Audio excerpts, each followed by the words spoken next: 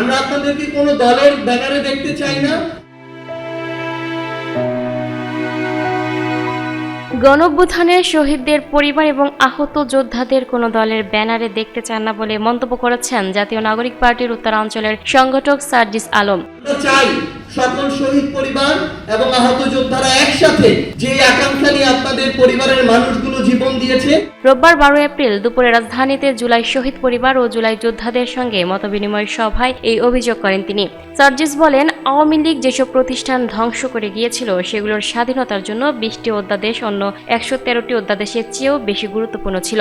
BNP যেসব প্রতিষ্ঠানের মাধ্যমে জুলুমের শিকার হয়েছিল তারা ক্ষমতায় আসতে না আসতে সেগুলোকে আবার তাদের মতো করে চালাতে চায়। এই কারণেই তারা ভুল অধ্যাদেশ বাতিল করেছে। অভিযোগ করে তিনি বলেন, দুঃখজনক হলেও এটাই সত্য, বিএনপি আওয়ামী লীগের ভোটের মাধ্যমে ক্ষমতা এসেছে। তাদের সঙ্গে আওয়ামী লীগের অলিখিত চুক্তি ছিল। আওয়ামী লীগের বিভিন্ন নেতাকর্মীরা ইভেন শেখ হাসিনা পর্যন্ত দেশের বাইরে বসে এখন এই কথাগুলো বলছে। শহীদ ভাইদের হত্যার জন্য দায়ী তাদের অনেক দাগী আসামিরা এখন জামিন পেয়ে যাচ্ছে। ফলে যারা জুলাই যোদ্ধাদের উপর আক্রমণ করেছিল এবং শহীদদের হত্যার জন্য দায়ী তাদের অনেক দাগী আসামি এখন জামিন পেয়ে যাচ্ছে।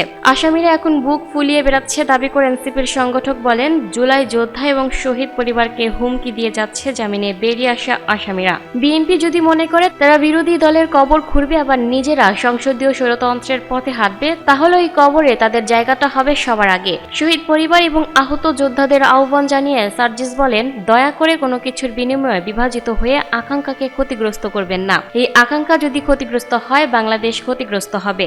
আপনাদের কোনো দলের ব্যানারে দেখতে চাই না। আপনারা ওই আকাঙ্ক্ষার পক্ষে থাকুন।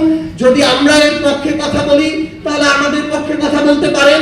যদি আমরা চাই সব শহীদ পরিবার এবং আহত যোদ্ধারা আকাঙ্ক্ষার পক্ষে থাকুক। যদি আমরা এর পক্ষে কথা বলি তাহলে আমাদের পক্ষে কথা বলতে পারেন। যদি আমরা বিপক্ষে কথা বলি তাহলে প্রয়োজনে আমাদের বিপক্ষে কথা বলবেন।